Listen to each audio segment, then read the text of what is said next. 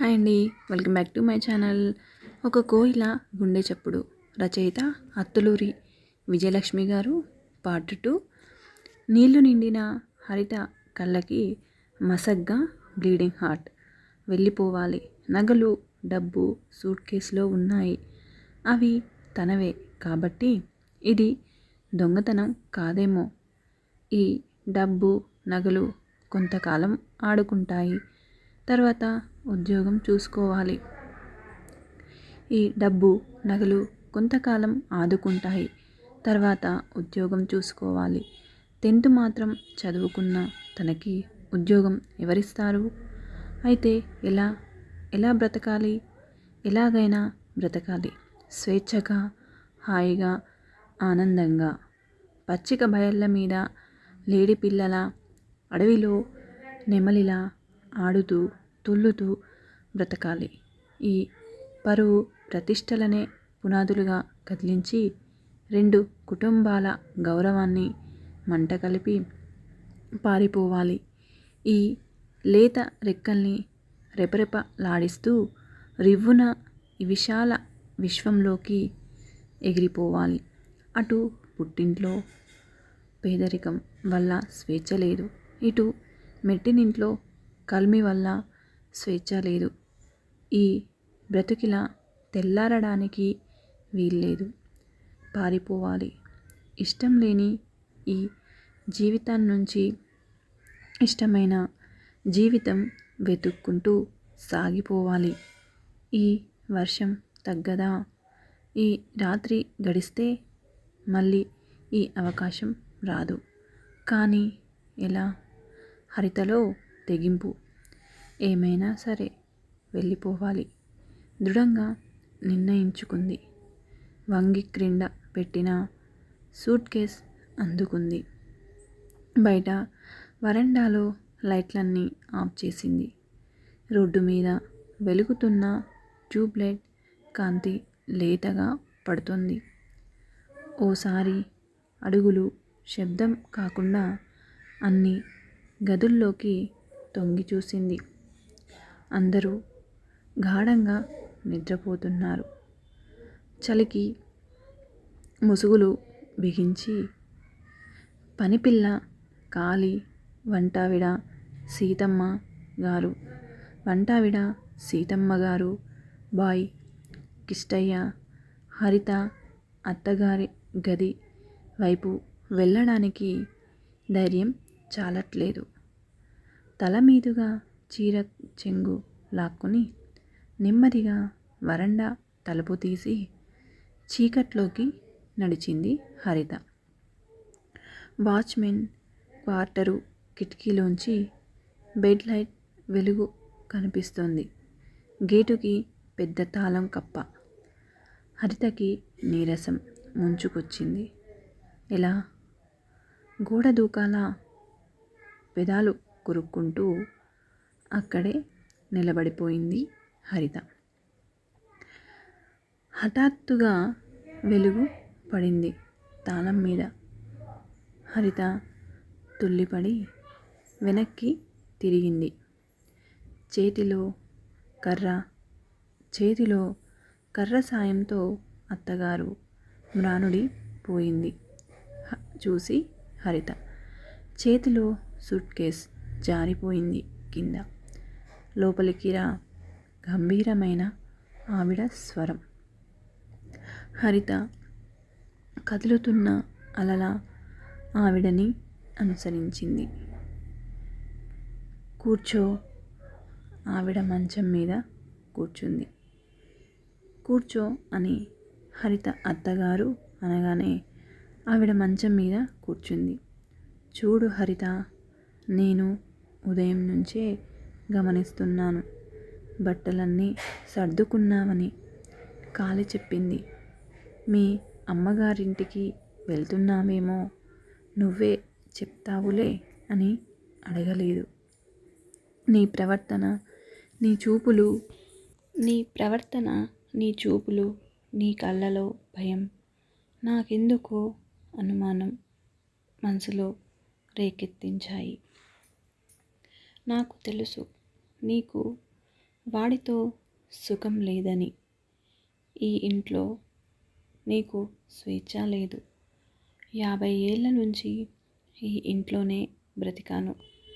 నా అయినా మీ మావయ్య బ్రతికున్నప్పుడు కూడా ఇదే ఇల్లు, ఇవే పరిసరాలు, ఇదే నిశ్శబ్దం. అయినా వారసత్వంగా కొడుకిచ్చింది ఆయన అహమే, ఆయన స్వార్థమే. తరతరాలుగా మగవాడికి తన పూర్వీకుల నుంచి దక్కింది ఆ అహంకారమే మరియు స్వార్థమే. అయినా ఆ మగవాళ్ళతో ఆడవాళ్ళు బ్రతక్క తప్పటం లేదు. సృష్టి గడవాలి కదా. ఈ వాస్తవం తెలుసుకున్నాడు కాబట్టే భగవంతుడు ఆడదానికి సహనం, ఓర్పు ప్రసాదించాడు. కానీ మీ తరం వాళ్లకు ఎందుకనో ఆ సహనం కొరవడింది. అయినా నేనిప్పుడు నిన్ను సతీ సుమతిలా సహనంతో నీ భర్తలోని మార్పు కోసం ఎదురు చూడమని చెప్పను. నీ నిర్ణయం మార్చుకోమని చెప్పను. ఈ నిశ్శబ్దంలో బ్రతికిన నాకు కనీసం ఆఖరి మజిలీలోనైనా నా మనసు పంచుకునే తోడు కావాలని అనుకుంటున్నాను. పేదింటి పిల్ల అయితే నా కష్టసుఖాలను అర్థం చేసుకుంటుందని అనుకున్నాను.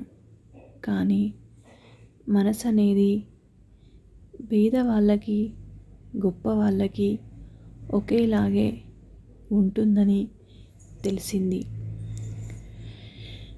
ఇప్పుడు ఏ నిశ్శబ్దాన్ని ఛేదించాలని నిన్ను తెచ్చుకున్నానో ఆ నిశ్శబ్దం నీకు వేదననే మిగిల్చింది. నేడో రేపో రాలిపోయే నా కోసం నీ మనసు చంపుకొని ఉండిపొమ్మని కోరను. తల్లికి తన కొడుకు ఎంత దుర్మార్గుడైనా వాడి నుంచి విడిపోయే అవకాశం చట్టం కానీ శాస్త్రాలు కానీ ఇవ్వలేదు. ఎందుకంటే చనిపోయాక తలకొరివి పెట్టవలసిన వాడు కొడుకు కదా. కానీ భార్యకి దుర్మార్గుడైన భర్త నుంచి నిస్సంకోచంగా విడిపోయే అవకాశం శాస్త్రాలు, చట్టం కూడా వచ్చాయి. నీకు లభించిన ఈ మహాదవకాశం సద్వినియోగం చేసుకోవలసిన అవసరం నీకు ఎంతో ఉంది.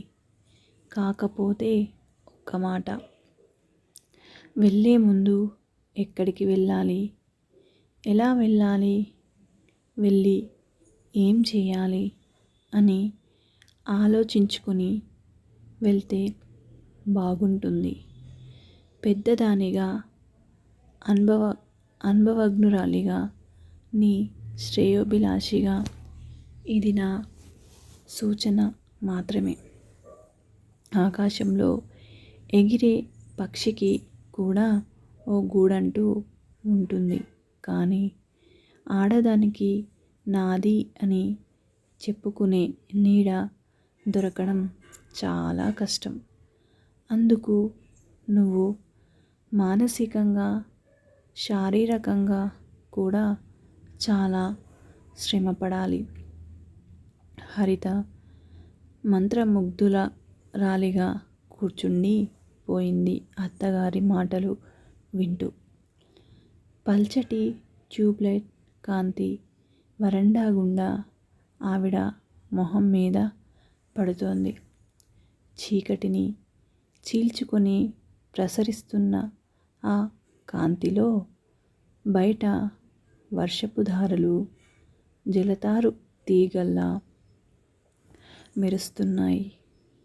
ఆ ప్రశాంతమైన వాతావరణంలో వినిపిస్తున్న ఆవిడ మృదు గంభీర స్వరానికి బయట కురుస్తున్న ఆ వర్షపు హోరు నేపథ్య సంగీతంలా ఉంది.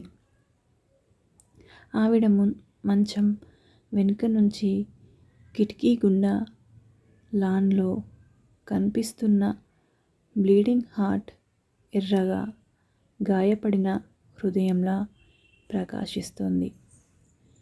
అయితే ఆ హృదయం ఇప్పుడు ఆమెకి తన హృదయంలా కనిపించడం లేదు. 50 ఏళ్ల నుంచి అణుచుకున్న కోరికలతో, తను అణగారిన ఆశలతో, అవమానాల గాయాలతో పగిలి బీటలు వారిన అత్తగారి హృదయంలా. Thank you for watching. ఈ వీడియో మీకు నచ్చినట్లయితే లైక్ చేయండి, షేర్ చేయండి, కామెంట్ చేయండి. మిగతాది రేపటి భాగంలో చూద్దాం.